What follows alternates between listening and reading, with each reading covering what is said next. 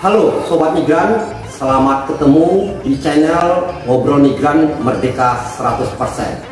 Sebagaimana Sobat Migran ketahui semuanya, bahwa dalam dunia pekerja migran itu ada dua sektor yang dibutuhkan ketenaga kerjaannya di luar negeri, yaitu sektor land base dan sektor sea base. Sektor land base adalah sektor yang bergerak di pekerjaan job-job seperti pembantu rumah tangga, konstruksi, pekerja pabrik, dan lain-lainnya.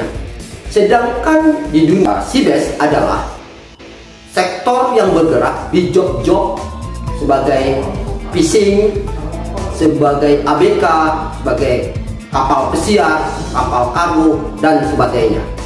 Sekarang kita fokus membahas pekerja sea base. Kebetulan hadir di depan saya Bapak Hari Purboyo, seorang tokoh aktivis yang sudah lama berkecimpung dalam dunia PMI sea base. Bung Hari Purboyo. Halo. Yang jauh-jauh datang dari Tegal dalam rangka tadi ada pemulangan jenazah pekerja migran kita meninggal di Korea Selatan. Bung Hari, tadi Bung Hari lagi mengantarkan jenazah. Jadi saya akan sedikit bercerita itu yang di kiri kanannya. Kalau yang tadi itu sebetulnya masuk di kategori pekerja perikanan atau fisherman. Jadi dia bekerja di teritori, kapal teritori di di Korea Selatan. Yang masih dibagi lagi kategorinya. Jadi di Korea Selatan itu terbagi dalam dua macam teritori dengan pembeda gross ton di atas 20 ton itu disebutkan seaman atau bahasa kita anak buah kapal. ABK. Ya, ABK atau pelaut. Nah, yang di bawah 20 ton itu disebut dengan fisherman. Fisherman di Korea tidak hanya bekerja di sektor penangkapan ikan, tapi ada juga yang di sektor budidaya. Jadi nanti kita pisahin dulu. Karena tadi kalau mengacu hukumnya, sebetulnya fisherman di Korea Selatan itu berada di wilayah hukum Kementerian Ketenagakerjaan atau kalau dalam bahasa Koreanya Nodonggu. Di mandatori itu dalam bahasa Korea disebutkan Heang Susandu. Namun Heang Susandu itu mempercayakan kepada sebuah lembaga. Lembaga ini bukan punya BUMN atau punya pemerintah. Lembaga itu milik swasta yang disebut dengan suyup atau koperasi. Bung Ari, tadi Bung Ari ngantar jenazah. Ini job apa sebenarnya? Sebetulnya kita ingin ini tidak abu-abu, tidak putih, dan kita juga harus mengedukasi masyarakat ini tentang apa itu bekerja di sektor sea base. Jadi inisial yang meninggal tadi saya kabulkan saja lah ya. Itu FG. Ya, FG. Saudara FG ini dulu sebetulnya produknya BP2MI. G2G dong. G2G. Dengan visa pemberangkatan itu tahun berapa? Saya kurang tahu sebetulnya. Tapi di tahun-tahun terakhir ya, tahun-tahun ini mungkin dia masuk ke Korea sekitar tahun 2017 atau 2018. Jadi si saudara FG ini bekerja di sektor sea base-nya itu dengan kategori visa E9 yang disebut fisherman. Almarhum bekerja di penangkapan ikan di teritori Korea. Yang tadi yang disebutkan gross tonnya 20 ton ke bawah. 20 ton ke bawah, metrik ton. Ya, dan beliau sakit ya. Tapi bukan kecelakaan, bukan dianiaya, bukan disiksa, bukan ya. Nah, kebetulan ini juga kita ingin ada perubahan dari pengalaman yang silih berganti terjadi dan ada fenomena-fenomena lain ini kita ingin menjelaskan sedikit Pak. Benar, ini harus clear. Ya, jadi FD ini dalam posisi keluar dari pekerjaan sebetulnya. Keluar dari pekerjaan 1 bulan. Jadi dia mencari job lain atau mencari majikan yang lain. Dia pindah ke land base. Ke land base ya. Ke darat. Ke pabrik. Tapi kemarin itu karena ada sebuah gesekan-gesekan ya di Korea Selatan, termasuk walaupun saya di Indonesia itu ikut mewarnai artinya dinamika tersebut. Gesekan masuk sini itu apa? Gesekan ketika meninggal dunia itu posisi almarhum boleh dikatakan tanpa majikan. Tanpa majikan. Jadi tidak ada. Pas saat si FG ini meninggal tanpa majikan. Iya, tanpa majikan. Lanjut. Yang konon ceritanya itu akan berlanjut menjadi overstayer. Overstayer atau pendatang ilegal berarti ya, pekerja ilegal atau pendatang ilegal karena dia bukan pekerja. Dia disebutkan kalau pendatang ilegal kurang pas, karena dia masuk secara legal hanya dia pindah ke ilegal. Jadi tidak berada di Korea Selatan. Berbeda kasusnya kalau dia masih baru terus melarikan diri ya. Oke. Jadi artinya Maya alhamdulillah sudah selesai pulang. Dengan penuh pertempuran tadi. Bagaimana pemulaan jam berapa tadi? Tadi kan tanggal 5, sekarang kan tanggal 5 Oktober nih 2022. Tapi itu Pak. Kalau saya ini bisa masuk itu tadi. Ini karena saya masih bawaan emosi dari tadi pagi kan. Apalagi saya jauh dari Tegal ke bandara. Tapi saya menginsafi Pak. Jadi ini yang memang disebutkan harus ada kebesaran hati. Tidak mau kenal dengan namanya menghujat. Ini perbedaan kita. Iya, betul. Perbedaan kita dengan namanya preman jongkok lah. Jadi saya tidak pernah menghujat. Saya mengkritisi, tapi memberikan PR. Jalan keluar dan bukan PR saja. Saya kali ini kan kita memberikan solusi kan ya. Yang bayar kita loh semuanya. Saya bukan saja. SPP yang bayar. Jadi ini yang bedanya, kita mencarikan jalan keluar supaya ada introspeksi. Jadi pembiayaan dari bandara ke Purwodadi, Purwodadi itu Purwodadi, bukan ditanggung oleh SPP, bukan pemerintah, bukan. Jadi apa PR kita ke depan? Masalah ini adalah mitra, Bang. Masalah ini adalah mitra pemerintah. Pemerintah tidak bisa berjalan sendiri. Kalau salah pemerintah dijawab kan begitu. Harus mau dong. Harus mau. Jangan dibiayai oleh uang rakyat. Iya, jadi jangan. Dia pejabat publik, pelayanan publik. Jangan jadi terjadi harus dijawab habis. Jadi terjadi ribu-ribu. Tadi kan malah lempar-lemparan ya. Lempar-lemparan. Karena kenapa? Kita ini bangsa besar. Bangsa besar. Salah satu penopang ekonomi bangsa ini berasal dari pahlawan di besar negara yang abang sebutkan, mau dari land base maupun sea base, kan begitu. Dan ini zaman-zaman tahun-tahun penempatan gitu ya. Karena kita ketahui hari ini setelah masa pandemi COVID, ya toh yang yang mudah sekali kita laksanakan untuk memperbaiki ekonomi. Pemulihan ekonomi nasional ini nasional ini adalah melalui PMI. Betul, sepakat sekali. Jadi ini semangatnya seharusnya jangan hanya mengatakan nanti ini overstayer, ini produk gagal, sudah lah berbanding saja lah. Kan begitu. Kalau memang nggak sanggup mundur. Kalau saya mundur.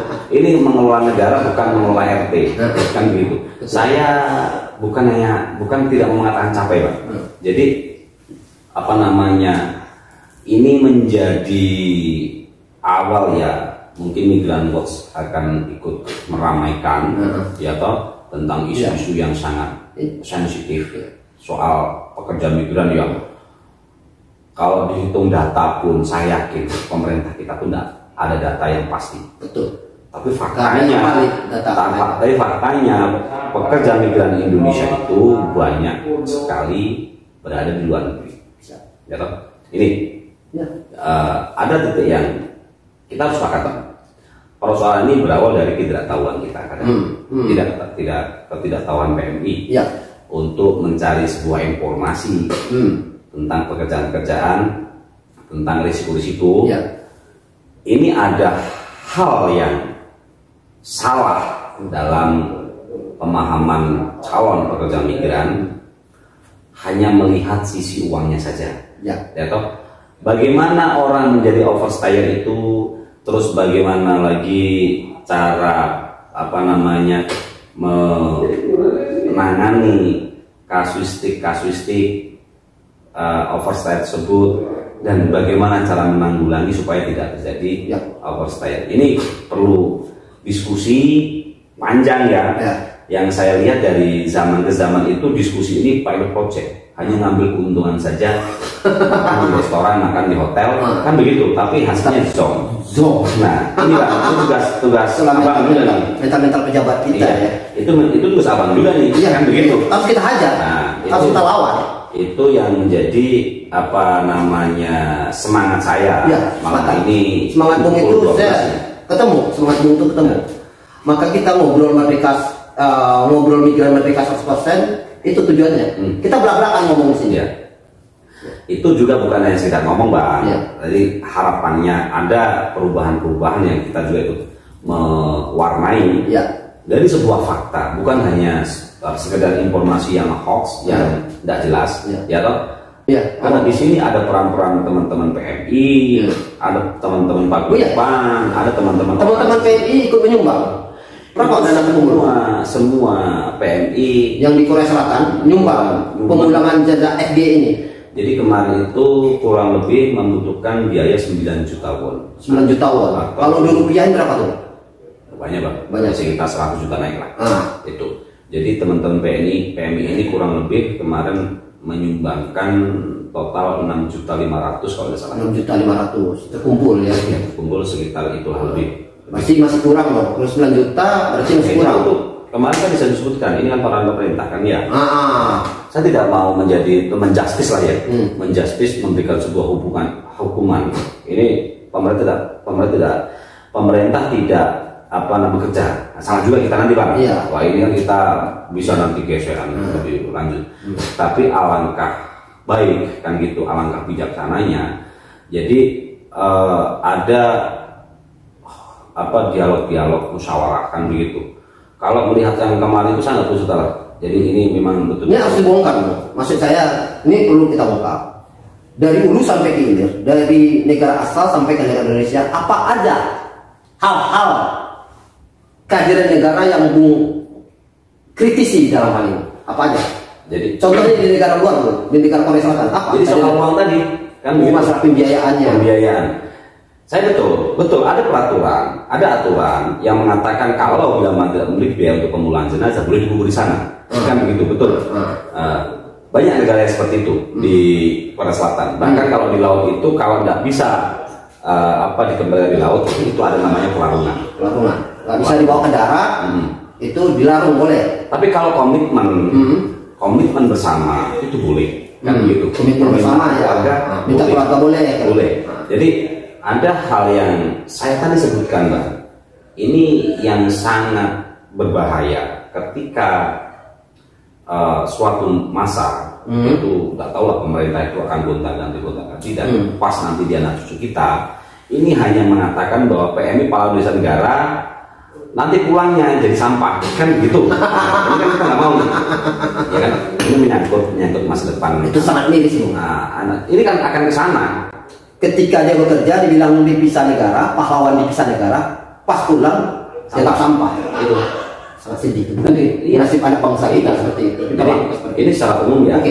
Jadi saya nggak mau nanti kita gesekan dengan aturan dan peraturan secara. Jadi di negara asal tadi pengurusan dokumen-dokumennya kehadiran negara terasa nggak kemarin? Kalau untuk koordinasi ya mereka bagus untuk koordinasi. Cuma persoalan pembiayaan, dana. Sedikit bocoran saja, saya tersinggung tersinggung. Jadi ini kok ada mafianya juga ya soal ambulan kan begitu. Masa sih yang sebegitu jauhnya kan ya sampai kelasnya dari kabupaten, provinsi sampai ke pusat tidak ada anggaran. Padahal hanya 8 juta untuk pemulangan dari Soekarno-Hatta hingga ke Purwodadi Grobogan ya. Dan itu tadi yang membuat saya panas dingin ya. Kalau sudah seperti ini cuma untuk 8 juta aja negara nggak mau berkorban. Ya saya bukan hanya mencak-mencak ya. Tapi yang tadi Ambulan pribadi atau ambulan mereka, tapi bayar kita. Ambulan mereka itu siapa? Ambulan dari BPDI.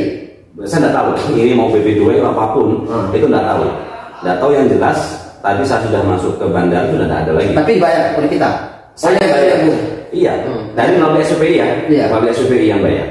Jadi saya tadi di telepon ketua umum dan menyampaikan dibayar, saya kirim uang sejumlah itu, ya toh sebagai bentuk tanggung jawab. Bukan artinya begini, SPPI kok secara keorganisasian membolehkan memberikan begitu. Ini adalah prinsip kemanusiaan. Iya.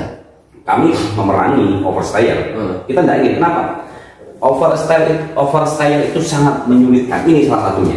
Ya toh, kalau mereka masih punya asuransi, itu akan mudah sekali. Bahkan punya tinggalan di rumah. Ini kan yang sangat miris banget. Saya cerita dulu. Yang miris sekali, Mas Ari, ini kan overstyer.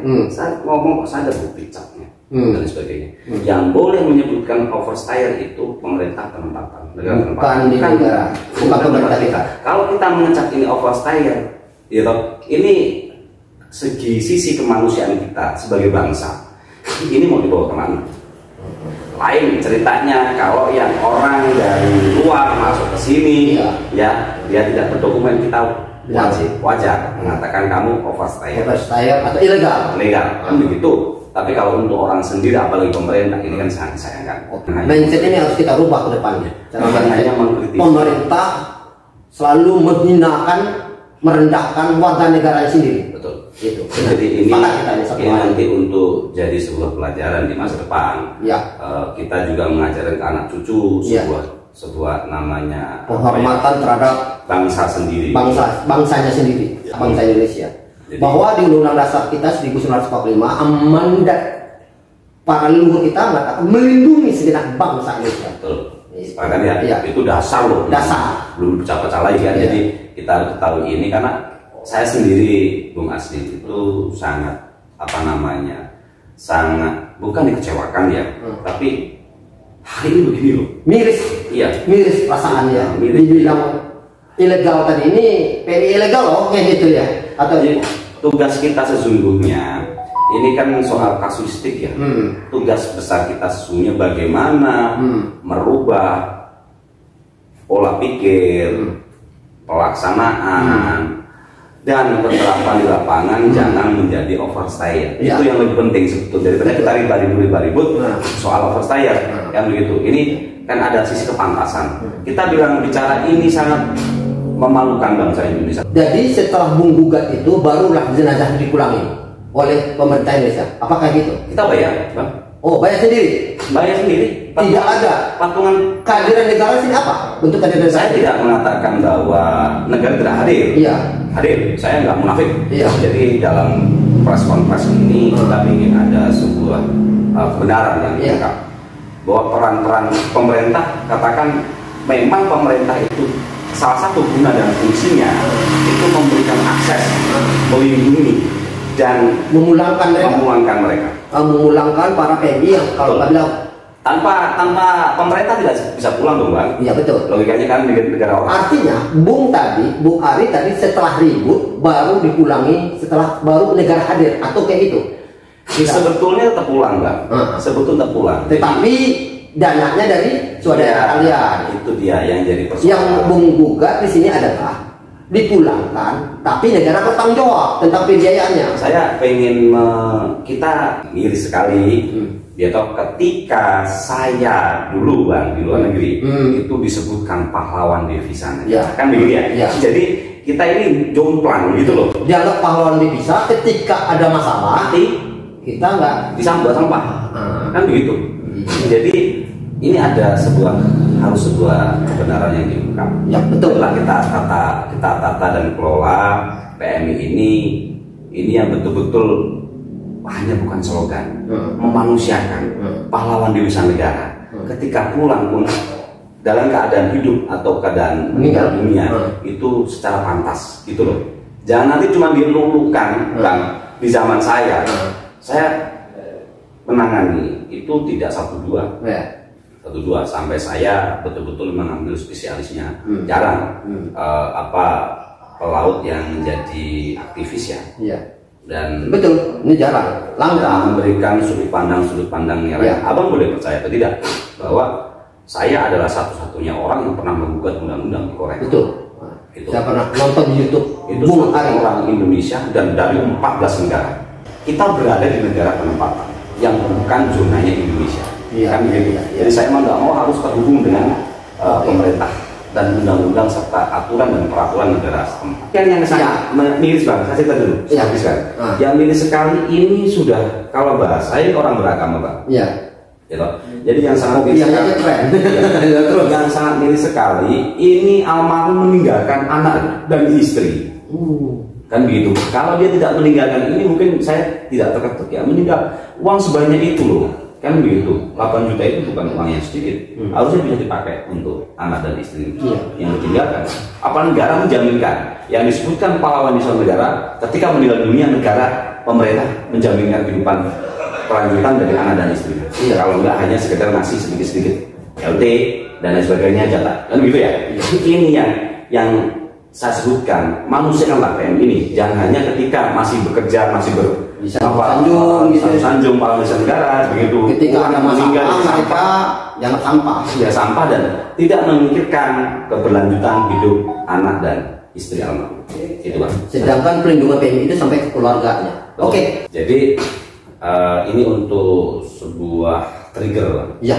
Trigger untuk sepakat bahwa memang harus ada regulasi yang mengatur dan menjadi sudut pandang serta kebijakan pemerintah untuk mengambil sikap dan pelaksanaan yang betul untuk melindungi pekerjanya atau secara umum warga negara Indonesia di luar negeri. Karena dengan pengalaman saudara FG ini, kita terbuka matanya bahwa yang dikatakan oleh sebuah lembaga di Indonesia yang menangani khusus pekerja migran itu kurang bijaksana.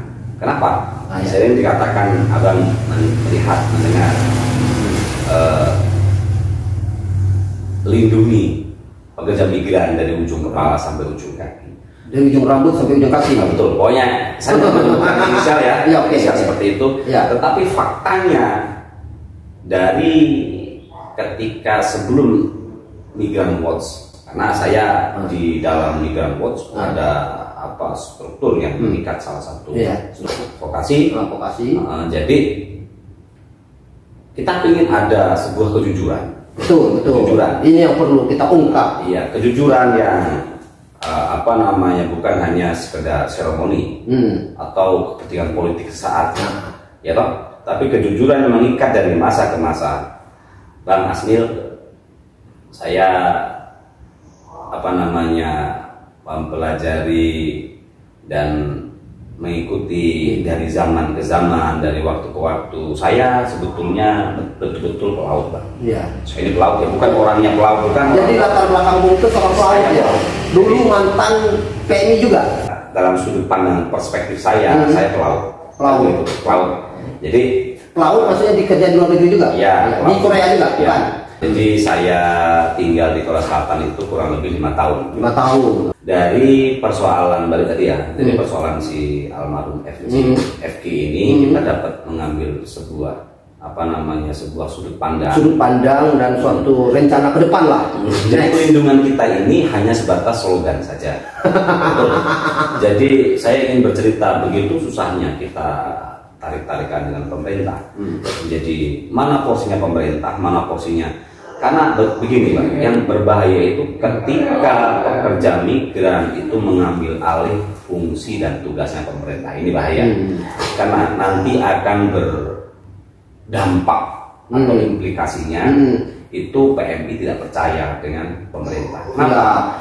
PMI ini khusus ya, beberapa kementerian pun menyikapi dan di masyarakat pun sudah menjadi darah daging. Kita ingat ya, sebelum namanya PM itu ada namanya TKI. Kita memanusiakan orang lah ya, diganti namanya pekerja migran, dari tenaga kerja Indonesia menjadi pekerja migran Indonesia, lebih manusiawi kan. Tapi itu hanya tulisan saja kalau saya lihat. Jargon aja, lip service. Iya, jadi nggak ada perubahan. Nggak ada perubahan. Jam-jam secara hukum negara penempatan. Ya, jadi gini Bu, pertanyaan saya, kenapa PMI itu banyak kabur? Dalam riset yang saya tulis selama kurang lebih 5 tahun, faktor-faktor X yang membuat orang menjadi overstayer itu banyak ragam. Yang pertama memang bukan profesinya. Ini 1-2 bulan dia lari. Yang kedua, karena menurut mereka ketika ada persoalan di sektor fishing tidak langsung respon, ditanggapi menurut mereka. Padahal negara Korea mendesain itu sudah santai sekali. Jadi mereka banyak pindah di tempat awalnya dari minta pindah kan begitu. Jadi pindah di tempat A, pindah tempat B nggak cocok. Ini mereka tidak melihat bahwa kamu akan tetap kerja di laut gitu loh. Karena profesimu laut. Pindah kemanapun itu akan kembali ke laut. Nggak mungkin ke manufacturing. Nah ini yang memberikan warna dan irama kenapa orang banyak lari dari angkatan laut pindah ke angkatan darat. Jadi menurut data Bung, berapa yang kabur itu? Udah banyak sekarang. Kalau zaman dulu terakhir saya ke Korea Selatan itu karena memang waktu itu penempatan tidak ada Bang ya. Jadi pas zaman COVID itu yang kaburnya udah 8.000 orang. Oh, kabur ada 8.000 ya. 8.000 orang. Itu yang fishing kabur ke darat. Bukan hanya fishing saja. Oh, itu banyak. Biasanya kalau manufaktur itu jadi overstayer itu karena izin tinggalnya selesai. Teman-teman WNI ini memiliki izin tinggal maksimal 10 tahun. Iya. Kalau dia tidak meneruskan apa visa bekerjanya, ya atau dia harus pulang, atau dia tadi bablas. Pemerintah Korea kan memberikan akses yang sangat luar biasa. Salah satunya dia bisa menempuh untuk jenjang profesi lebih tinggi dari visa sebelumnya, itu dengan nama visa E74. Nah itu. Dengarkan Bang, Bung hasil. Ya. Pertanyaan saya begini, Bung. Menurut Bung, negara Korea Selatan itu pelindungan terhadap warga negara asing bekerja sana tinggi nggak? Bagus nggak? Sebetulnya ini kalau untuk teori itu bagus sekali, Bang. Mereka lebih berlipat-lipat dari kita. Lebih tinggi peradaban mereka daripada peradaban Indonesia. Pelindungannya fisherman maupun pelindungannya seaman. Ya kan banyak kasus kayak gini, Bung. Dia itu cuma jago di mana ya, las gitu ya, atau tukang konstruksi, tiba-tiba dibawa ke fishing. Ini kan berbahaya. Kenapa bisa terjadi seperti itu? Tadi lagi-lagi kan ini sebuah apa ya, fenomena, Bang. Fenomena kita tidak tahu di latar belakang Indonesia itu. Mungkin dia bisa tukang las, bisa dia tukang becak. Tetapi ketika di Korea Selatan memiliki atau memberikan job untuk kerja, itu ternyata hanya ada 2 hal, manufaktur dan perikanan. Iya, ini tugas pemerintah. Jadi maksud saya gini, Bu, apakah pelatihan terhadap laut itu G2G ini nggak tepat? Penting sekali ini ya. Penting sekali. Tapi G2G kok bisa kecolongan seperti ini juga? Kenapa tuh, Bang? Jadi begini, Bang, ini kan lagi-lagi ya lembaga yang menanganinya itu artinya kurang menangkap sebuah respon ya toh yang terjadi di lapangan Korea Selatan hanya catatan yang nggak tahu siapa yang ngisi. Sekali-kali dong, kalau zaman dulu pernah saya undang deputinya ya Pak, saya itu datang ke Korea Selatan, saya bawa tuh ke sana untuk melihat tambak kan begitu, pekerjaan itu begini loh kan begitu. Jadi dia bisa meraba, nanti kita butuhkan ini untuk sebagai profesinya, perbaikan tata kelola, untuk perbaikan pengiriman. Apalagi kalau saya kritisi di sektor fishing, itu banyak sekali kejanggalan yang hanya secara konstruktif itu menyebutkan kamu harus punya ijazah ini, tapi belum tentu dia bisa. Nah, ini pentingnya kita mengasah profesionalisme di Indonesianya ketimbang kita asah di Korea. Kita siapkan dong. Tapi kadang saya lihat ya, tes masuk G2G ini, PMI yang masuk PMI yang ingin lolos kerja ke Korea ini, G2G ini cenderung tes bahasa yang diprioritaskan, Bu. Betul, itu kan aturan Korea, Bang. Sebetulnya kita bisa aja mengakalinya dengan pelindungan kita di sini. Iya. Gitu? Contohnya sudah dimasukkan BST yang walaupun hanya lokal. Kalau itu dimasukkan ke hukum Korea, mereka bingung, ngapain ini dibawa-bawa? Kita bisa memfungsikan pelindungan. Pelindungan bukan hanya sekedar kasuistik loh ya, tapi bisa jadi persiapan mereka untuk menempuh jenjang profesi. Jadi laut loh ya. Kalau orang laut ya harus belajar di laut, kan begitu loh. Iya, betul. Begitu kan gitu. Seorang fishing, PMI fishing, G2G seharusnya dia itu seorang pelaut, mempunyai skill kelautan. Tapi faktanya ada juga yang tidak banyak.